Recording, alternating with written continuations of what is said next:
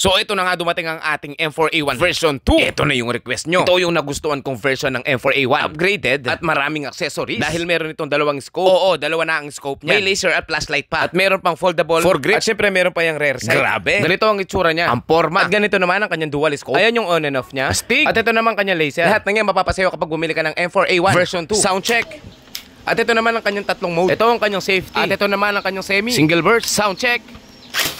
At ito naman ang kanyang auto.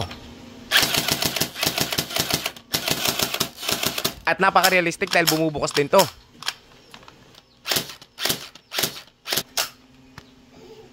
At ito naman ang kanyang mga bala. At kapag binabad mo na siya, ito na ang kanyang itsura. Huwag kang mag-alala. Safe na safe yan. At pagdating naman sa magazine, napaka-high-tech. I-open mo lang yan at saka mo na punuin ang bala. Susubukan na natin kung gaano kaganda itong M4A1 version 2.